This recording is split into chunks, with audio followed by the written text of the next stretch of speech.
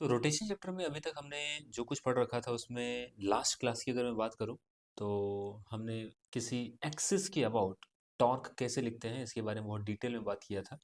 किसी पॉइंट के about torque कैसे लिखते हैं इसके बारे में भी हमने बात किया था।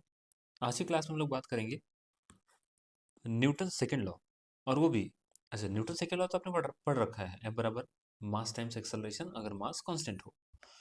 हमें फिलहाल यहाँ पे बात करनी है कि जब कोई ऑब्जेक्ट फिक्स्ड एक्सिस रोटेशन के केस में हो तब न्यूटन सेकेंड लॉ कैसे अप्लाई करेंगे और ये होता क्या चीज़ है। देखो, सबसे पहली बात तो मुझे ये बताओ कि आपको ये तो पता है कि सर F बराबर एम ए होता है। कैसे पता?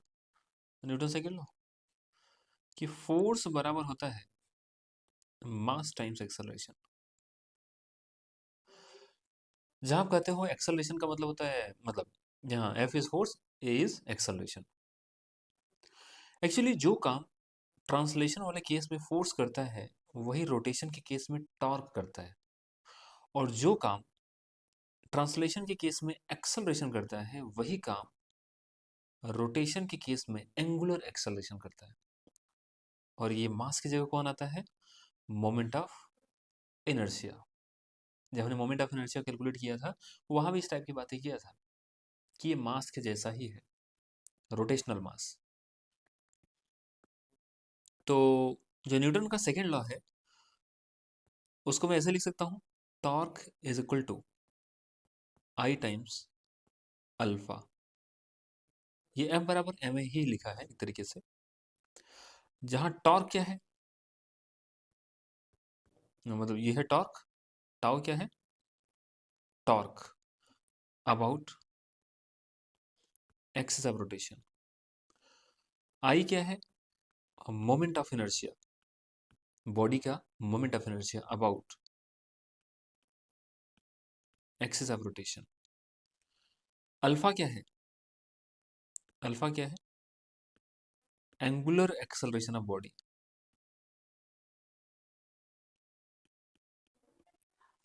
Angular acceleration of rigid body, या सिर्फ बॉडी लिख दो, एंगुलर एक्सेलरेशन ऑफ बॉडी। तो tau is equal to I alpha. अब इसको अप्लाई कैसे करते हैं इस पे हम थोड़ा फोकस करते हैं। ये मैंने मार्कर ले रखा है जानबूझ के क्योंकि मुझे कुछ अभी हमें कुछ एक्चुअली समझना है। देखो एग्जांपल देखते हैं, पहले नंबर का एग्जांपल। मान लो ये एक रॉड है जिसका मास m और लेंथ l इन्होंने दे रखा है।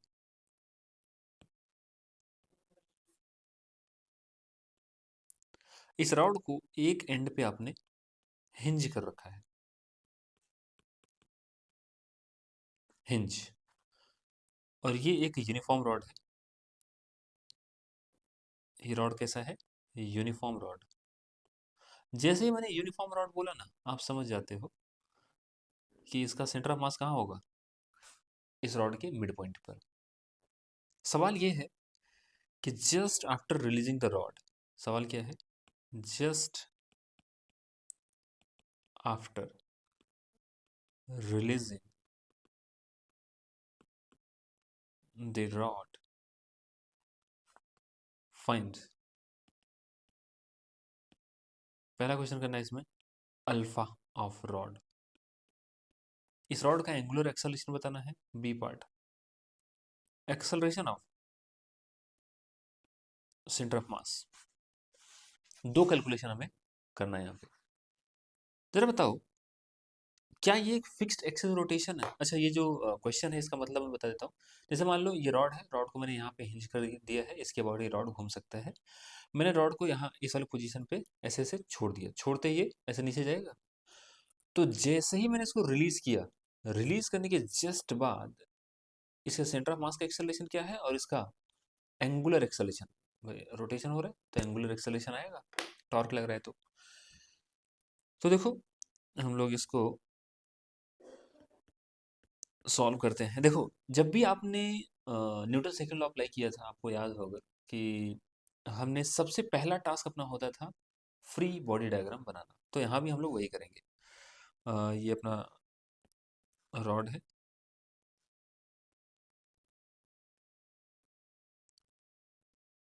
इस रॉड की अगर मैं बात करूँ क्या क्या फोर्सेस लग सकते हैं ये बताओ। देखो, एक तो जहां पे ये हिंज हो रखा है वहां पे हिंज का फोर्स आएगा।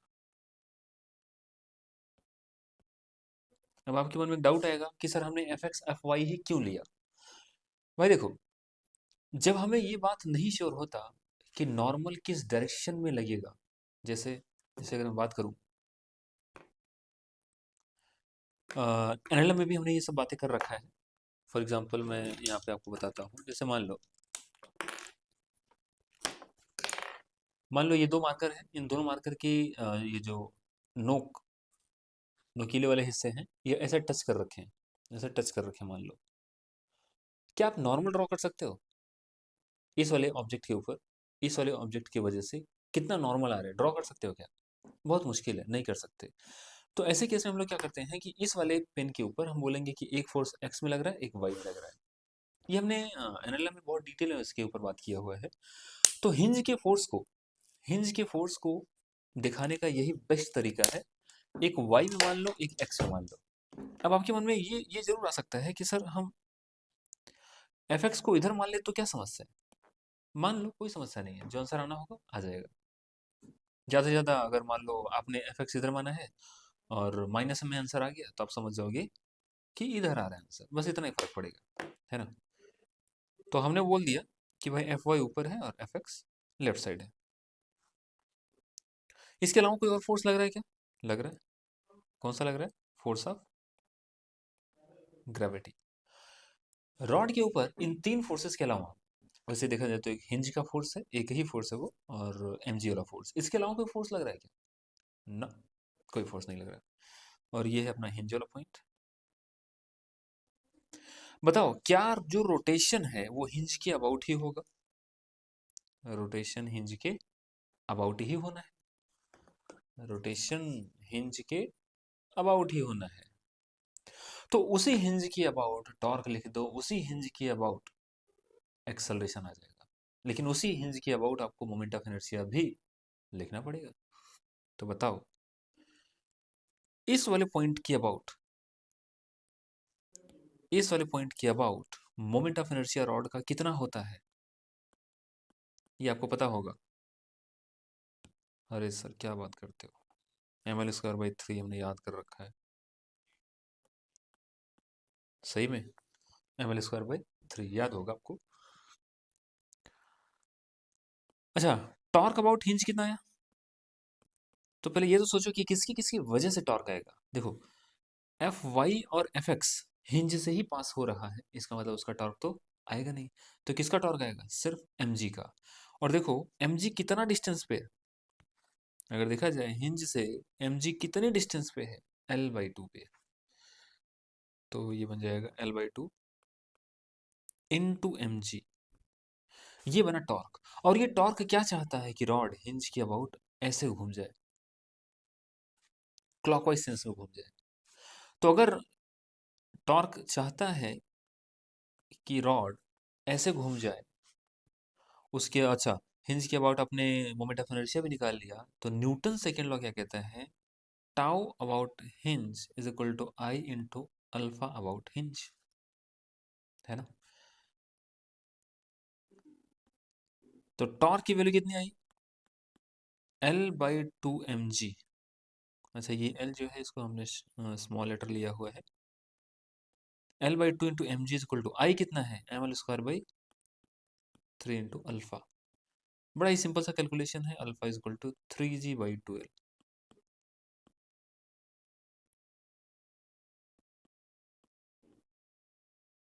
Alpha is equal to 3g by,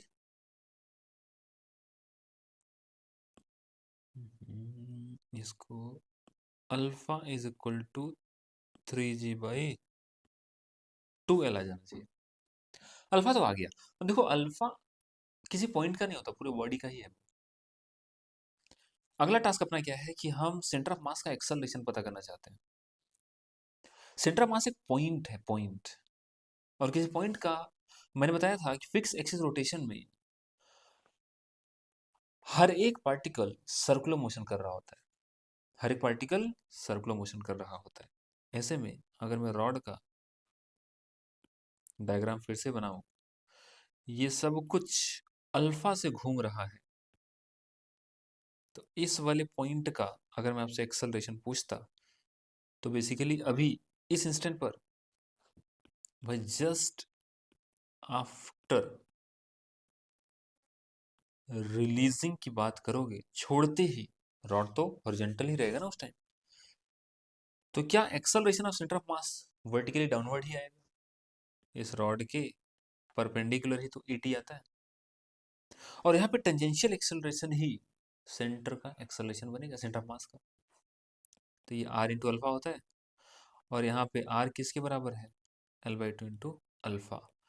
तो ये बना L/2 और अल्फा कितना है? 3g/2l, ये L है। तो ये L से L गया, ये बन गया 3g/4।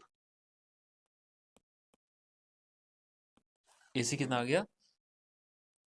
3g/4। अच्छा, इसमें ना एक ऐसा भी सवाल पूछा जाता है, कि क्या कोई ऐसा पॉइंट है रॉड के ऊपर जिसका एक्सेलरेशन g के बराबर हो? Is there any point on rod, ये बी पार्ट था वैसे, इसका अगला पार्ट करो। Is there any point which have, या सीधे सीधे क्वेश्चन लिखते हैं, फाइंड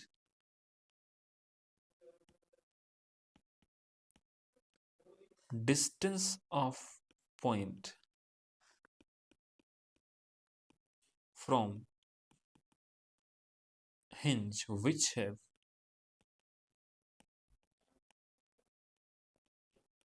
acceleration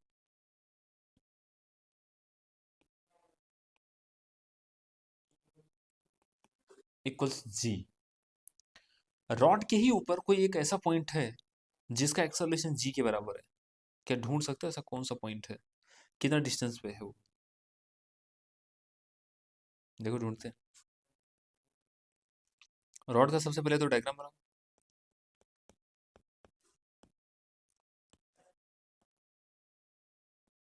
रॉड का डायग्राम बनाओ। मान लेते हैं भाई, हमें ढूंढना ही तो है, हम मान लेते हैं कि कोई एक पॉइंट है यहां से x डिस्टेंस पर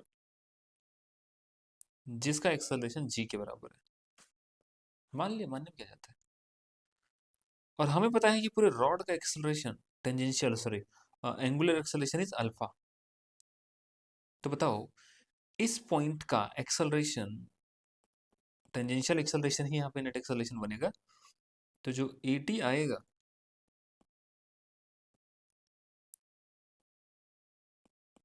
आर अल्फा, ये वाला फॉर्मूला लगा रहा हूँ, ये वाला फॉर्मूला लगा रहा हूँ, तो G is equal to X into alpha, और अल्फा की वैल्यू क्या है? 3g/2l। यहां से अगर देखा जाए G से G कट गया, x की वैल्यू आई है 12/3, तो x इज इक्वल टू लगभग लगभग 0.67 आ जाएगा, 3 6 18, हाँ 0.67 L के बराबर। मतलब बेसिकली 2/3 ऑफ लेंथ पे अगर आप जाओगे रॉड के, अगर ये रॉड है, ये रॉड है, रॉड के 2/3 ऑफ लेंथ पे अगर जाओगे तो यहाँ एक पॉइंट ऐसा है जो जी एक्सेलरेशन से नीचे आ रहा है। आपको यहाँ थोड़ा सा आश्चर्य नहीं लग रहा है? एक ऑब्जेक्ट को अगर आप फ्रीली छोड़ दो तो उसका एक्सेलरेशन जी से ज्यादा नहीं होता है। फ्रीली फॉलिंग ऑब्जेक्ट का एक्सेलरेशन जी होता है, इससे ज्यादा नहीं होता। लेकिन यहाँ रोटेशन के केस में कोई एक ऐसा पॉइंट भी है जिसका एक्सेलरेशन जी है, और कुछ पॉइंट ऐसे भी हैं जिनका एक्सेलरेशन जी से ज्यादा है। बड़ी बात नहीं है, हो सकता है ऐसा। अच्छा, कुछ और क्वेश्चन करते हैं। Example number 2। अच्छा बताओ, यही रॉड, इसी रॉड को अगर हमने, मान लो कि यहाँ पे सेंटर ऑफ मास है और हमने L/3 यहाँ पे हिंज कर रखा है। अब आप अब तक ये तो समझ गए हो, अगर मैं गोला करके क्रॉस कर दूं,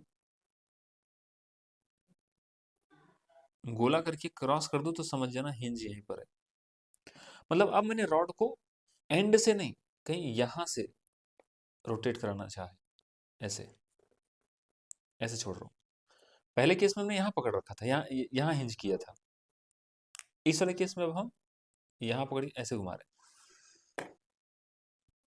इन्होंने बोला है कि ये जो डिस्टेंस है ये L/3 है, वही वाला रॉड है M और L। सवाल ये है कि just after releasing the rod, just after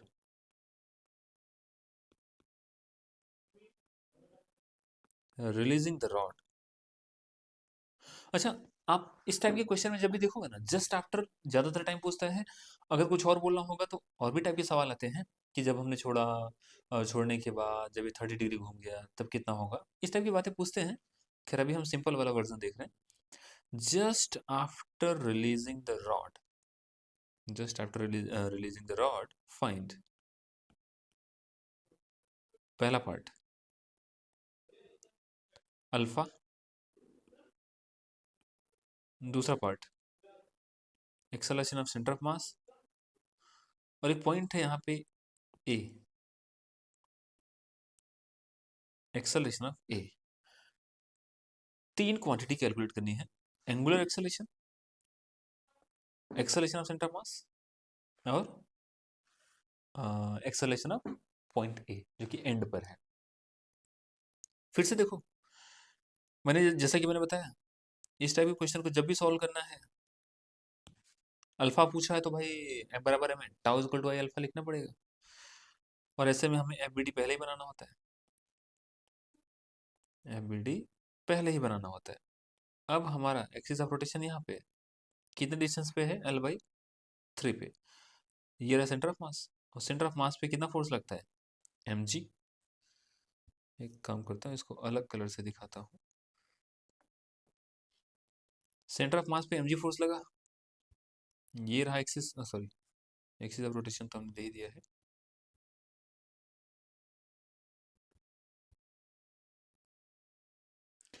axis of rotation तो हमने दे ही दिया है। अच्छा, इसके अलावा क्या फोर्स लग रहा होगा, फोर्स लग रहा होगा हिंज वाला फोर्स। एक फोर्स यहाँ लग रहा होगा और एक फोर्स इधर लग रहा होगा, एफ एक्स, एफ वाई और एम जी। इसके अलावा कोई फोर्स तो लग नहीं रहा होगा। अगेन अगर मैं बात करूं, पूरा का पूरा रॉड क्या फिक्स्ड एक्सिस के अबाउट रोटेट कर रहा है, बिल्कुल सही बात है, वो यहाँ पे हिंज वाला पॉइंट है। उसी हिंज के अबाउट टॉर्क लिखो, उसी हिंज के अबाउट मोमेंट ऑफ इनर्शिया लिखो, उसी हिंज के अबाउट एक्सेलरेशन आपको पता चल जाएगा। तो अब पैरेलल एक्सिस थ्योरम का पहले यूज करो और हिंज के अबाउट मोमेंट ऑफ इनर्शिया पता करो। तो moment of inertia about hinge is equal to I is equal to I C plus M D square use कर रहे हैं हम यहाँ पे। तो ये I C plus M D square वाला फॉर्मूला लगाएंगे। अब देखो यहाँ पे एक चीज और है, ये डिस्टेंस कितना है, ये वाला, ये डिस्टेंस कितना है। मैं देखो, ये जो रिक्वायर्ड डिस्टेंस डी है, डी बराबर होगा टोटल डिस्टेंस में से मैं L/3 घटाऊंगा, तो कितना बनेगा, L/6। तो डी किसके बराबर है, L/6। और आई सी किसके बराबर होता है, आई सी तो हमें पता है ml² / 12 plus m into L/6 का स्क्वायर, तो ये ml² / 36 हो जाएगा। वो कैपिटल एल स्मॉल एल एक ही है, कंफ्यूज मत होना। तो ये बन जाएगा 12×3 = 36, 3×4 = 9, 1/9 हो जाएगा ये, 1/9 ml²। 12×3 = 3 × 4 = 9, ठीक है, 1/9 ml²। अब चेक कर लेना, मतलब हिंज के अबाउट, जिसके अबाउट रोटेशन हो रहा है उसके about alpha moment of inertia पता चल गया। भाई जब तक मोमेंट ऑफ इनर्शिया पता नहीं चलेगा तब तक tau is equal to I alpha कैसे लिखोगे। हिंज के अबाउट टॉर्क लिखते हैं। अब देखो, हिंज के अबाउट टॉर्क लिखोगे तो हिंज का अपना तो zero, F Y F X zero हो गया, एम जी का टॉर्क आएगा, और वो कितना आएगा, देखो डिस्टेंस कितना है, L/6 हमने निकाला, ये देखो, ये रहा एक्सिस ऑफ रोटेशन, यहाँ से perpendicular distance into M G. Torque लिखना हमने बहुत अच्छे से समझ लिया है पिछली क्लासेस में। तो ये बनेगा L/6 इंटू एम जी, ये तो बना टॉर्क। और हमें पता है न्यूटन सेकंड लॉ से कि टॉर्क बनेगा आई इंटू अल्फा। ठीक है, तो टॉर्क की वैल्यू कितनी आई? L/6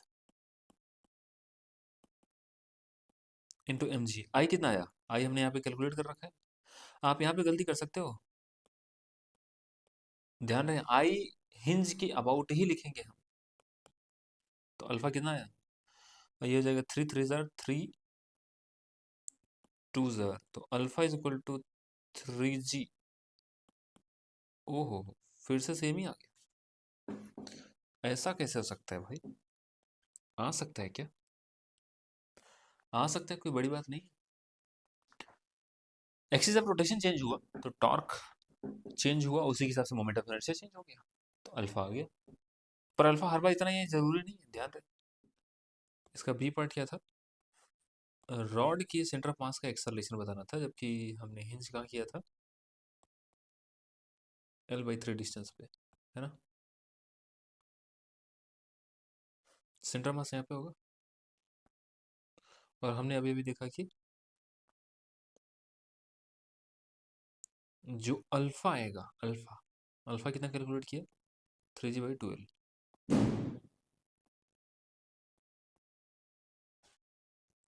ऐसे में एक्सेलरेशन ऑफ सेंटर ऑफ मास, भाई अगर देखा जाए यहाँ पे सेंटर ऑफ मास या किसी भी पॉइंट के पास टेंजेंशियल डायरेक्शन में ही एक्सेलरेशन होगा, तो जो सेंटर ऑफ मास है उसका एक्सेलरेशन ये वाला डिस्टेंस r इंटू अल्फा करेंगे, it is equal to R alpha. तो r कितना है? L/6। अल्फा कितना है? 3G/12। यहाँ से 3/2, तो L से L चला जाएगा, ये बनेगा G/4। तो एक्सेलरेशन ऑफ जो सेंटर ऑफ मास आया है दैट इज G/4। वहीं अगर मैंने बात किया होता बी वाले पॉइंट की, ओहो, तो ये मिट जा रहा है। अगर मैं बी वाले पॉइंट की बात करूं, तो सबसे पहले ये बताओ कि बी वाला पॉइंट हिंज से कितने डिस्टेंस पर है? ये L/3, तो जो बच गया वो 2L/3। इसका मतलब पॉइंट बी का जो एक्सेलरेशन होगा वो 2L/3। बेसिकली मैं आर इंटू अल्फा फॉर्मूला लगा रहा हूँ, तो 12/3 लेंथ हुआ। अल्फा की वैल्यू कितनी है? 3G/12। 12 से कैंसिल, 3 से, ओ हो, इसका एक्सेलरेशन तो जी ही आ गया। मतलब इस वाले केस में जो एंड वाला पॉइंट है वो जी एक्सेलरेशन से नीचे की तरफ मूव कर रहा होगा, है ना, और वो भी डाउनवर्ड जा रहा होगा। अच्छा, ये भी एक पॉइंट और मैं लो, अगर पॉइंट इस वाले को पॉइंट डी मान लेते हैं। अगर पॉइंट डी का मैंने एक्सेलरेशन आपसे पूछा होता डायरेक्शन और मैग्नीट्यूड वाइज, तो आंसर क्या बताते?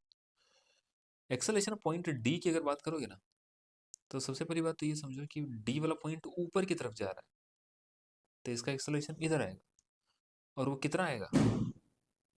इसको मैंने एडी बोल दिया। एडी की वैल्यू आर इंटू अल्फा, और आर कितना बनेगा? L/3।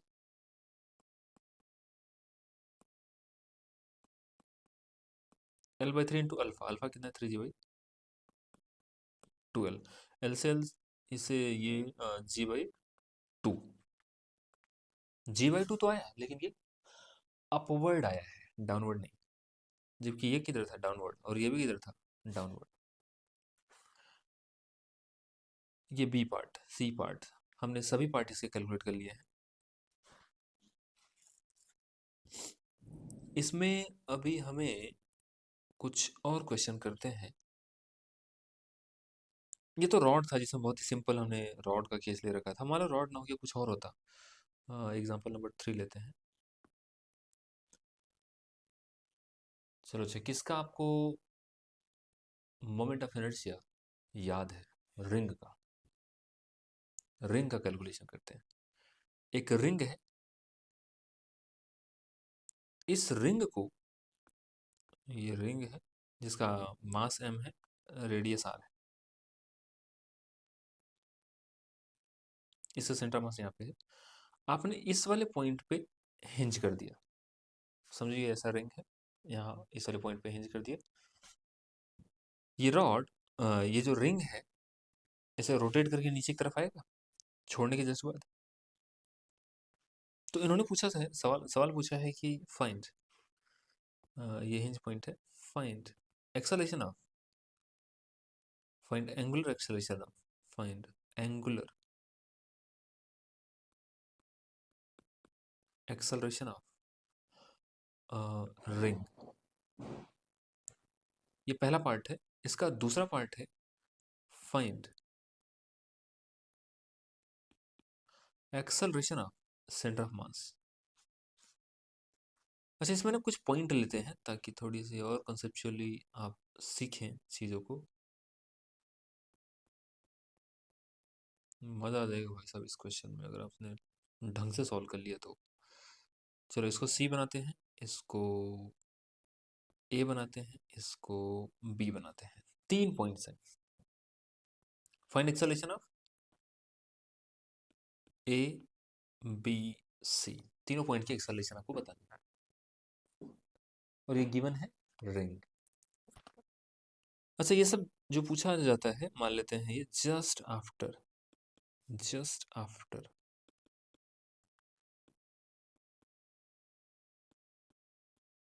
releasing the ring in this position,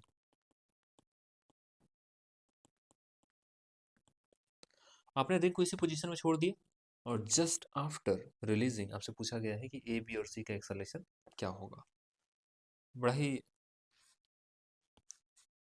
तगड़ा क्वेश्चन है, इस तरीके से कि आप बहुत कुछ सीख सकते हो इसमें। देखो, ट्राई करो भाई, कोई सा भी क्वेश्चन आए आपको एफ बराबर tau equal to I alpha ही लिखना है, ठीक है। और ये फिक्स्ड एक्सिस रोटेशन ही यहाँ पे सब कुछ हो रहा है।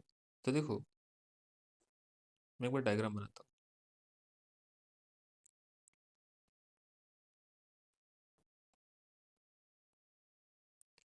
ये रहा वो वाला पॉइंट जिसके अबाउट ये घूम रहा है, fixed axis.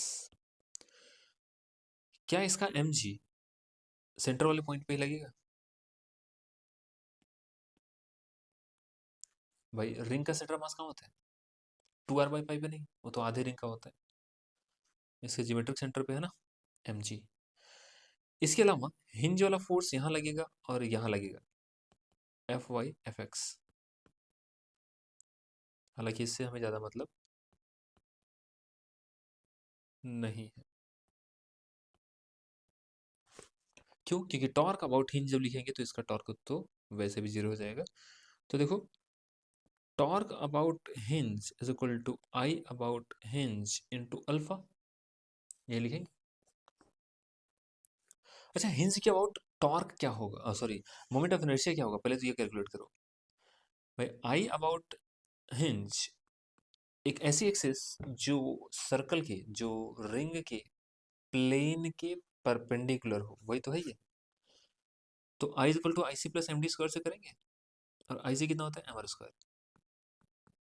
M into D किसके बराबर है? डी किसके बराबर है? आर के। और ये डी बनेगा ना, है ना। पैरेलल एक्सिस थ्योरम यूज किया हमने, 2 times of M R square, moment of inertia about hinge आ गया। ठीक है। अगर मैं टॉर्क की बात करूं, अगर मैं टॉर्क अबाउट हिंज की बात करूं, तो एम जी फोर्स लग रहा है हिंज से कितने डिस्टेंस पे, आर डिस्टेंस पे। तो ये बन जाएगा आर इंटू एम जी। तो ये बन गया टॉर्क, ये बन गया मोमेंट ऑफ इनर्शिया, तो अल्फा तो आ ही जाएगा।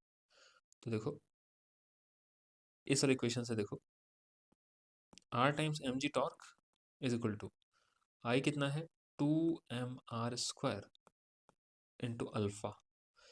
यहाँ से m से m गया, एक r से एक r गया, तो अल्फा आ गया g/2 इंटू r। ये आया है अल्फा का वैल्यू। अब जैसे ही अल्फा आया, बहुत ध्यान से देखो, मुझे बताओ इस वाले पॉइंट का एक्सेलरेशन क्या आएगा, E D equal to R alpha. अच्छा, एक डायग्राम और बनाते हैं, फिर आपको ज़्यादा अच्छे से क्लियर होगा। सोचो, जरा ध्यान से सोचो, इसके अबाउट पूरा का पूरा रॉड, पूरा पूरा रिंग रोटेट कर रहा है अल्फा से। ये वाला पॉइंट यहां से √2r डिस्टेंस पे है, ये वाला पॉइंट r डिस्टेंस पे है, और ये वाला पॉइंट 2r डिस्टेंस पे है। भाई तीनों पॉइंट का हमें ये पता करना था, एक्सेलरेशन। तो देखो, अगर मैं पॉइंट सी की बात करूं तो सी का एक्सेलरेशन इधर आएगा, बी का भी इधर आएगा, इसको बी बोला था ना, इसको सी देख लेते हैं एक बार। ए बी, ये ए है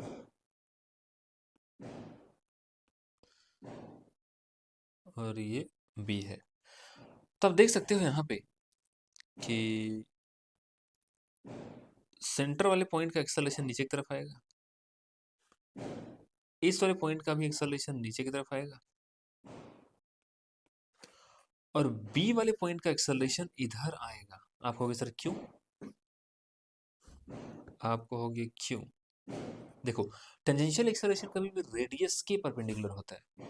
एक्सिस ऑफ रोटेशन यहाँ पे है, यहाँ से रेडियस ये बनेगा और इसी रेडियस के परपेंडिकुलर आएगा एटी। ठीक है, तो अब आप देख सकते हो कि जो एक्सेलरेशन ऑफ सेंटर ऑफ मास है वो तो r इंटू अल्फा,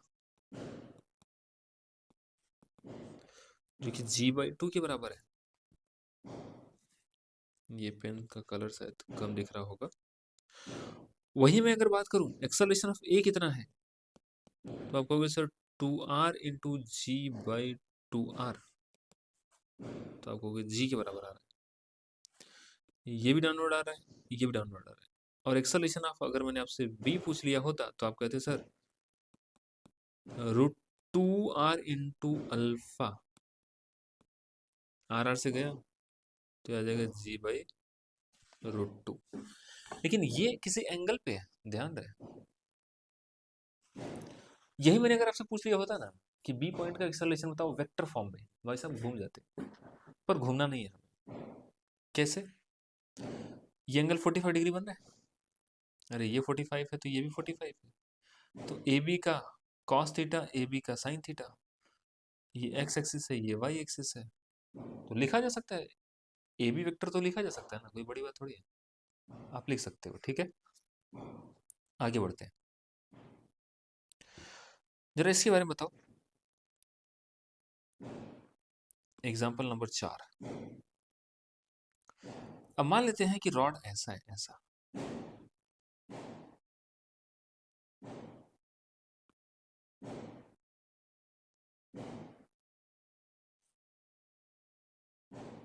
अब मैं क्या कर रहा हूँ, रॉड को इस वाले पोजीशन से छोड़ रहा हूँ, देखो इसी वाले पोजीशन से छोड़ ही रहा हूँ, देखो ऐसे ऐसे छोड़ दिया बस। पहले मैं ऐसे छोड़ रहा था, ऐसे हॉरिजॉन्टल से zip। अब मैं ऐसे छोड़ रहा हूँ, किसी एंगल पे ऑलरेडी है, ये हॉरिजॉन्टल से किसी एंगल पे ऑलरेडी है, अब छोड़ो zip। तब एक्सेलरेशन बताना है, तो इन्होंने बोला कि ये रहा एक्सिस ऑफ रोटेशन, और ये जो रॉड है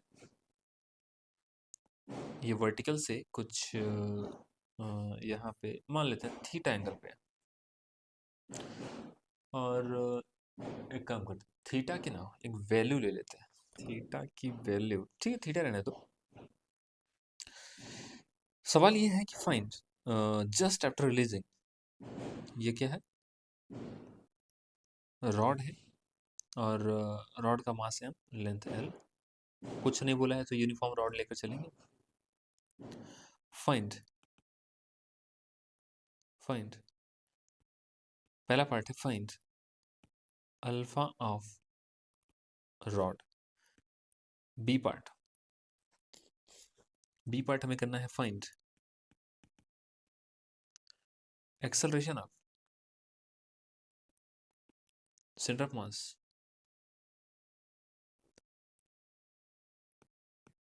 and point A. Centre of mass का एक्सेलरेशन बताना है, पॉइंट ए का एक्सेलरेशन बताना है। तो देखो सॉल्व करते हैं, again tau equal to I alpha करना है, लेकिन tau equal to I alpha करने के लिए पहले टॉर्क लिखना पड़ेगा। मोमेंट ऑफ इनर्शिया लिखना पड़ेगा, उसके बाद अल्फा आ जाएगा। अब जरा बताओ, इन सारे केसेस में हमने टॉर्क कैलकुलेट कर लिया पहले ही। मुझे बताओ, मैं डायरेक्ट यहीं पे लिखता हूँ, क्या यहाँ पे एम लगेगा? हिंज के फोर्सेस इधर इधर लगेंगे, लेकिन वो टॉर्क में नहीं आएंगे, क्योंकि इसी पॉइंट के अबाउट मुझे टॉर्क लिखना है। अच्छा, एम का एक कंपोनेंट इधर आएगा, एक कंपोनेंट इधर आएगा, ये तो घुमा नहीं सकता, सिर्फ ये घुमाएगा। और हमें पता है कि ये वाला जो कंपोनेंट आएगा ना, ऐसे काम करता हूँ, इसका डायग्राम बना लेता हूँ, वरना आप कंफ्यूज हो जाओगे तो ठीक नहीं होगा। डायग्राम बना ही लेते हैं।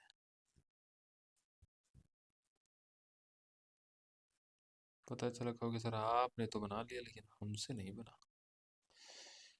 ये बहुत सारे लोग आप बना लोगे, पर जो लोग नहीं बना पाएंगे ना, वो मन ही मन सोचेंगे यार मास्टर क्या कर दिया। mg mg का एक कंपोनेंट इधर आएगा, एक कंपोनेंट इधर आएगा। हमें पता है कि mg का cos थीटा होगा। कैसे पता है? थीटा ये भी थीटा, तो ये वाला कंपोनेंट बना cos थीटा, और ये वाला कंपोनेंट बनेगा mg का sin थीटा। तो टॉर्क सिर्फ इसी वाले कंपोनेंट की वजह से आएगा। और ये डिस्टेंस कितना है, ये वाला L/2 के बराबर। तो टॉर्क अबाउट हिंज जो बनेगा mg sin theta into L/2, ये हमने पहले ही कर रखा है ना। तो mg into L/2, moment of inertia about hinge अगर लिखते तो एक एंड के अबाउट आपने रॉड को हिंज कर रखा है, तो मोमेंट ऑफ इनर्शिया कितना होगा? बस दोनों आगे तो अल्फा कितना आएगा? Alpha is equal to torque is equal to I into alpha. तो टॉर्क कितना लिखा? mg sin theta into L/2 is equal to I कितना लिखा है? ml² / 3 into alpha. तो यहाँ से जो अल्फा आएगा ना, 3g sin theta by 12, 3g sin theta by 12। इस तरीके से एंगुलर एक्सेलरेशन की वैल्यू निकल के आ जाएगी 3g sin थीटा बाई 12। अब अगर मैं acceleration of centre of mass पूछता, तो ये L/2 इंटू अल्फा होगा। टेंजेंशियल डायरेक्शन होगा ना, it is equal to R alpha. Magnitude wise दिख रहा होगा ये सब, ध्यान रहे। अब L/2 तो L/2 है, अल्फा कितना है? 3g sin theta by 12। L से एल गया तो कितना आ जाएगा? 3g sin theta by 4l। ये आ जाएगा एक्सेलरेशन ऑफ सेंटर ऑफ मास। और एक्सेलरेशन ऑफ पॉइंट भी, जो कि एंड पर है, एंड पर मैं इस वाले पॉइंट की बात कर रहा हूँ। ये जैसे एक्सेलरेशन इसका निकाला, it is equal to R alpha करके, वैसे इसका भी निकालेंगे। तो जो बी पॉइंट का एक्सेलरेशन आएगा वो कितना आ जाएगा? आर इंटू अल्फा करेंगे। आर इंटू अल्फा, अल्फा कितना है? 3g sin theta by 2l। L से एल गया तो ये बन जाएगा 3g sin थीटा बाई 2। ओहो हो, यहाँ पे एल कैंसल आउट हो जाएगा भाई साहब। ठीक है, तो इतने एग्जाम्पल से आप ये तो समझ सकते हो कि किसी भी बॉडी का अगर आप एंगुलर एक्सेलरेशन निकालना चाहते हो तो टॉर्क निकाल लो एक्सिस के अबाउट, और उसी एक्सिस के अबाउट मोमेंट ऑफ इनर्शिया लिख दो, तो torque is equal to I into alpha करके अल्फा कैलकुलेट हो जाएगा। अगले वाले पार्ट में, अगले वाले वीडियो में हमारी कोशिश रहेगी कि हम हिंज वाला फोर्स कैलकुलेट करें। बड़ा इंपॉर्टेंट है, पूछा जाता है बहुत ज़्यादा कि हिंज फोर्स कैलकुलेट करो। ठीक है, अगले वाले वीडियो में देखते हैं। आज के लिए इतना ही।